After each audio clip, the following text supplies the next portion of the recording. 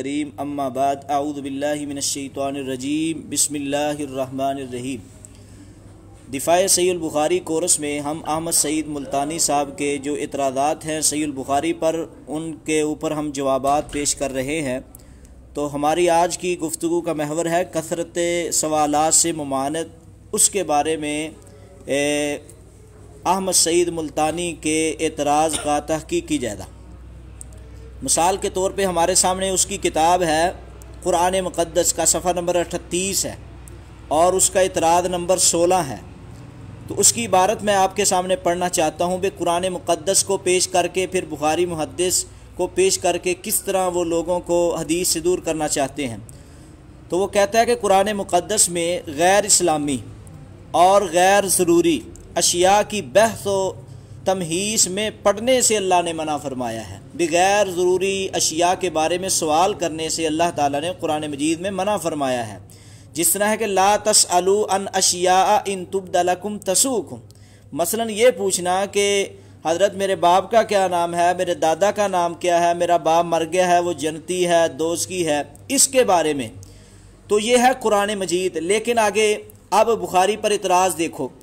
یہ اس نے قرآن مجید کا حصہ بنایا ہے کہ قرآن مقدس۔ اب آگے ہے بخاری محدث، صفحہ نمبر 38 ہے، اعتراض نمبر 16 ہی ہے۔ کہتا ہے لیکن بخاری صاحب جن کی نظر صرف روایت کے کثیر اور ان کے اکثر ہونے پر ہی رہتی ہے، قرآن سے صرف نظر کرتے ہوئے کسی لعنتی راوی کی اینچ میں آ کر صحابہ اکرام رضوان اللہ علیہم کے ذمے ایک جھوٹ لگاتے ہیں اور کہتے ہیں کہ سیدنا انس نے کہا ہے کہ نہینا، ہم منع کر دیے گئے تھے فی القرآنی، قرآن کے بارے میں، ان نسأل النبی صلی اللہ علیہ وسلم کہ ہم نبی صلی اللہ علیہ وسلم سے قرآن کے بارے میں کوئی سوال کر سکے۔ آگے دیکھو، کہتا ہے کہ اللہ نے ہم کو قرآن مجید میں رسول اللہ سے سوال سے منع کر دیا ہے، یہ ثابت کرنا چاہتے ہیں امام بخاری۔ حالانکہ احمد سعید ملتانی کا حالانکہ یہ سری جھوٹ ہے اور بہتان ہے، بلکہ قرآن پاک میں تو اللہ نے تاکید فرمائی ہے فَاسْأَلُوا أَهْلَ الذِّكْرِ إِن كُنتُمْ لَا تَعْلَمُونَ، کہ تم اہل ذکر سے سوال کرو۔ اور کہتے ہیں جن چیزوں سے منع کیا گیا ہے وہ تو ہے وہ برے سوالات، لیکن دین کے بارے میں، قرآن کے بارے میں تو اللہ نے قرآن میں کہہ دیا فَاسْأَلُوا أَهْلَ الذِّكْرِ إِن كُنتُمْ لَا تَعْلَمُونَ۔ لیکن امام کہتے ہیں، لیکن امام بخاری رحمۃ اللہ علیہ ان کا صرف ایک ہی کام ہے، وہ قرآن مجید میں جو مطلق چیزوں ہیں ان سے منع کیا گیا ہے، روایت کے الفاظ مطلق ہیں جو کہ سراسر جھوٹ ہیں۔ کہتے ہیں روایت میں تو مطلق قرآن مجید کے متعلقہ کوئی سوال ہی نہیں کر سکتا، تو کہتا ہے کہ یہ سراسر جھوٹ ہے اور صحابہ کرام کو بدنام کرنے کے لیے گڑھ لیے گئے ہیں۔ بلکہ اللہ تعالیٰ نے تو فرمایا کہ غیر اسلامی غیر ضروری نبی سے نہ پوچھ گچھ کیا جائے، اور قرآن کے متعلق تو سوال کرنے چاہیے۔ تو کہتا ہے ان تمام باتوں سے یہ بات سمجھ میں آتی ہے کہ بخاری صاحب کا اصل مقصد ہے صرف روایات کو جمع کرنا۔ اب کتنی غلط بات کہہ رہے ہیں کہ امام بخاری کر رہے ہیں کہ اللہ تو کہہ رہا ہے فَاسْأَلُوا أَهْلَ الذِّكْرِ إِن كُنتُمْ لَا تَعْلَمُونَ، امام بخاری ثابت کر رہے ہیں صحیح بخاری میں کہ صحابہ کہتے ہیں کہ ہمیں قرآن کے بارے میں سوال سے روکا گیا تھا، حالانکہ جو روکا گیا تھا وہ تو دنیا کے سوالات تھے، یا میرے باپ کا نام، بیٹے کا نام۔ تو آگے کہتا ہے علوم ہوتا ہے کہ بخاری صاحب کا اصل مقصود روایات کا جمع کرنا تھا، قرآن کی طرف خاص توجہ کرنا ان کا مشغلہ نعوذ باللہ امام بخاری کا نہیں تھا۔ اتنی بڑی بات کی ہے امام بخاری کے خلاف۔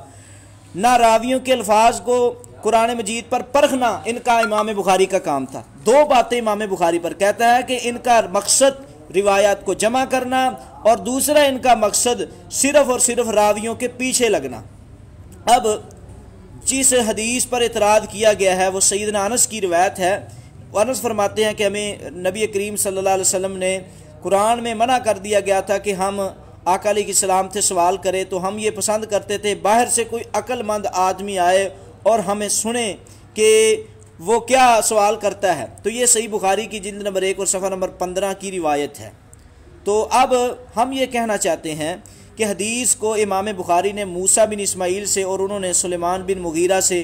ثابت کیا ہے اور سیدنا انس سے بھی بیان کیا ہے۔ اور یہ حدیث اس کا کیا مطلب تھا؟ اس کا مطلب یہ تھا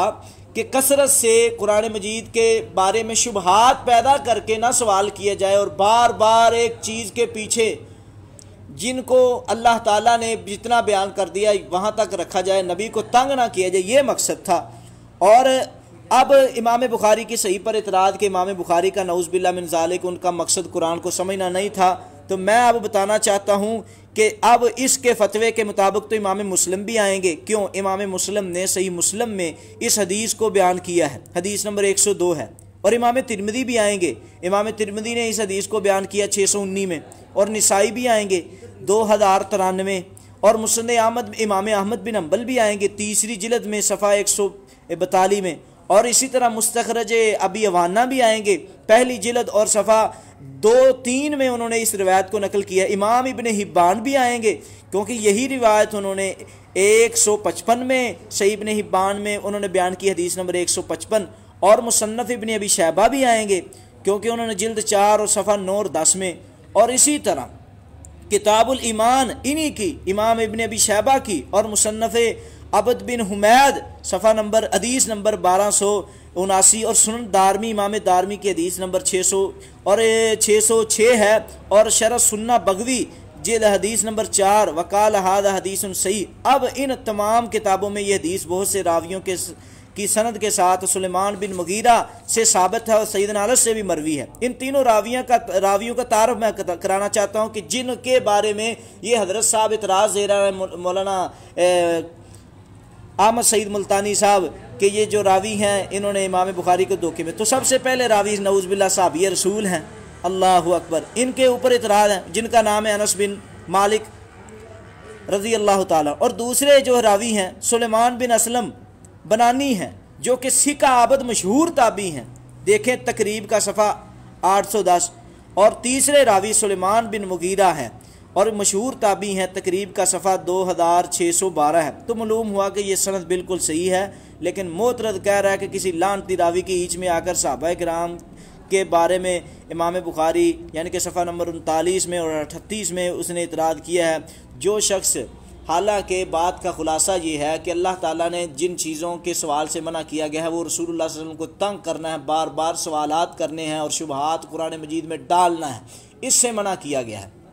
اب اس کا مطلب صحابی رسول کا بتلانے کا مقصد صرف اور صرف یہ ہے کہ ہم قرآن مجید عمومی ہے نا کہ ہم قرآن کے بارے میں سوال نہیں کرتے، اس کا مطلب یہ نہیں کہ وہ سوال کرتے ہی نہیں تھے، وہ صرف عدمن کوشش یہی کرتے تھے کہ باہر سے کوئی آدمی آئے تو وہ نبی علیہ الصلوۃ والسلام سے سوال کرے، نہیں تو ورنہ بلکہ ضرورت ہی نہیں رہی۔ ہم احمد سعید ملتانی کو یہ بات کہنا چاہتے ہیں کہ صحابہ کرام کا خاموش رہنا، اگر آپ قرآن کو ہی مانتے ہیں تو قرآن مجید میں یہ بات موجود ہے، یا ایھا الرسول بلغ ما انزل الیک، تو نبی نے تو ہر چیز بیان کر دی ہے، صحابہ کو سوال کی ضرورت بھی نہیں۔ ایک اگر اس قرآن کی آیت کو سامنے رکھا جائے تو اگر ضرورت ہے صحابہ کو، فاسألوا اہل الذکر، قرآن کے مطابق وہ صحابہ اس آیت پر عمل کرتے ہوئے نبی سے سوال کرتے تھے، کیا انہوں نے؟ تو اب اس احمد سعید ملتانی کا کہنا حالانکہ صحیح حدیث سے ثابت ہے کہ جب صحابہ کرام پر صحیح بخاری کے حدیث نمبر 32 کا مطالعہ کریں تو صحابہ کرام رضوان اللہ علیہم اجمعین نے جب ان پر ظلم کا معنی بھی ظلم سے کیا مراد ہے